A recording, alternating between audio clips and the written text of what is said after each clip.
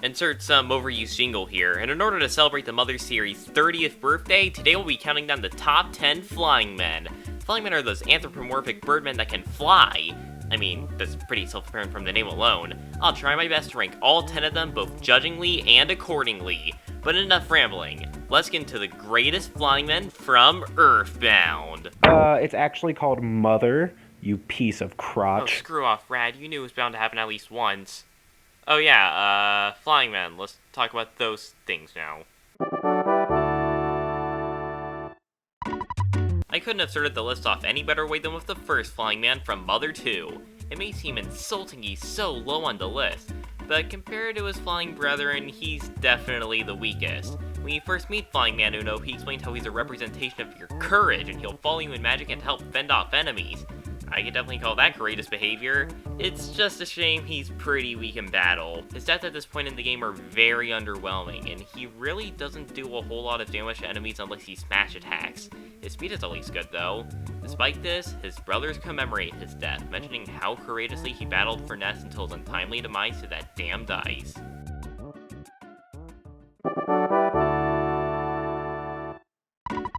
The second flying man is no electric boogaloo, he's a necessary improvement. Off the bat, he seems way more confident. He'll remain your courage until you lose said courage. You know, maybe he should have been number 1. You may ponder until you step into that giant's role and witness Flying Man 2 get obliterated by the first loaded dice you run into. He's stronger personality-wise, but strength-wise, pathetic. On the bright side, he was at least recognized for damaging evil terribly. Although, it's always depressing when the terrible strikes your men that fly right back in the ass.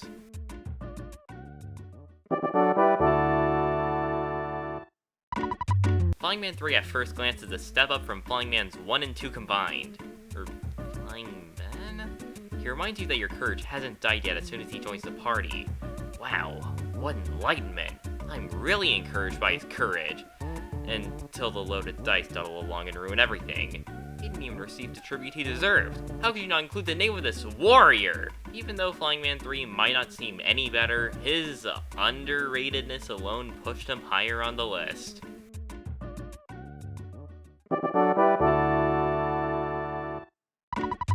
The fourth Flying Man mustn't let us down. Instead of Flying Man 4, he goes by the moniker of Return of the Flying Man.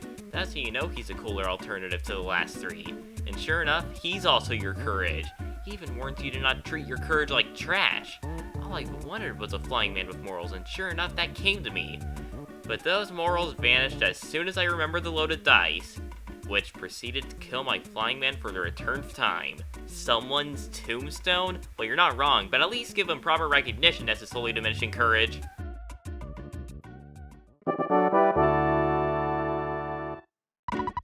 The last flying man was imminently inevitable for the top of the halfway point.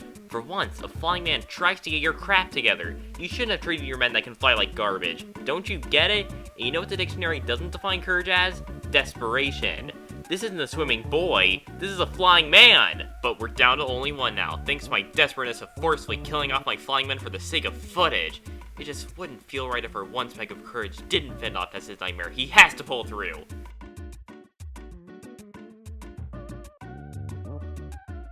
Well, would you look at that, our flying man died to a die.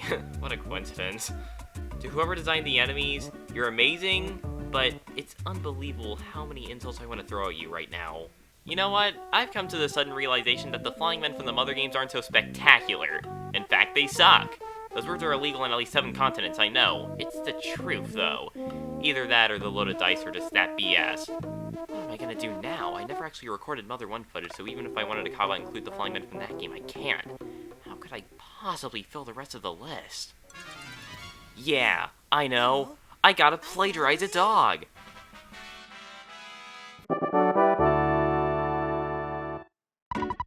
Falconeer's like the epitome of a man that can fly who's simultaneously a Bakugan.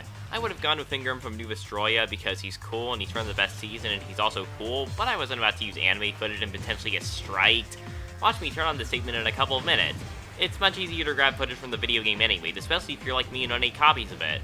So, what's so flying man about this Yu-Gi-Oh monster anyways? Well, it's a man, and it can fly. It's typically Ventus attributed as well, the type based off sky and aviary creatures.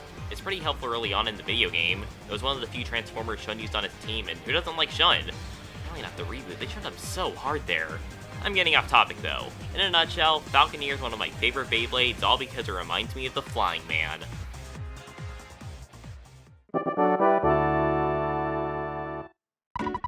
I mean, how could I not like Hawlucha? The Lucador Hawk from Pokemon X and Y, one of the 7 new Pokemon from Kalos I actually remember. Hawlucha is the man, and wouldn't you know it, it's pretty fly as well, hence it's a Flying Man. The fighting flying type is unique to Hawlucha and only Hawlucha. I swear, they're gonna add a fighting flying type in Sword and Shield, aren't they? It has an exclusive move known as Flying Press, which is the only type with 2-type coverage. The animation isn't too far off from how the Flying Man attack in Smash Bros. Now that I'm comparing the two. Heck, even their base stats are similar, Flipping and Nimble with Quick Sweeper. Jeez, I'm almost convinced Hawlucha is a Flying Man in disguise. Why else do you think it reached such a high spot?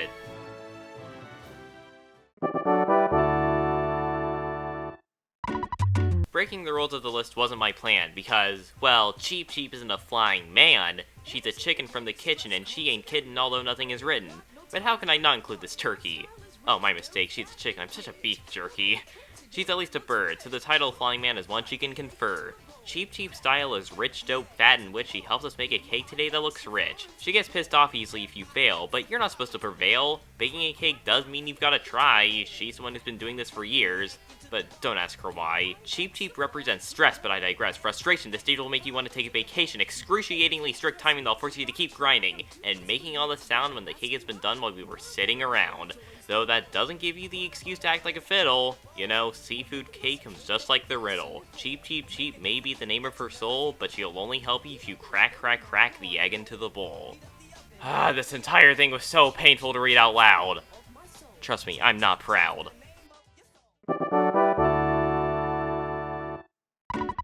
Kirby, that's the name you should know. Kirby, he's a flying man though. Granting him a spot to Ross, that's a lot. Kirby, why the not heaven am I parroting that theme song? Yeah, he's totally a flying man. Don't you see his flying capabilities of floating infinitely? Not counting Smash Bros, of course. There's also all those copy abilities that provide more evidence toward his flying man-esqueness, like Ho-Oh or Kid Icarus. What else is there to really say? He's a good flying man, that's for sure.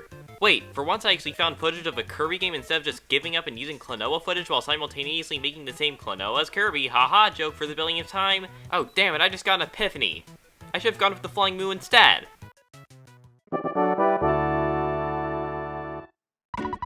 He is the flame that burns brightest. A flame that lights the night. A flame that shatters the darkness.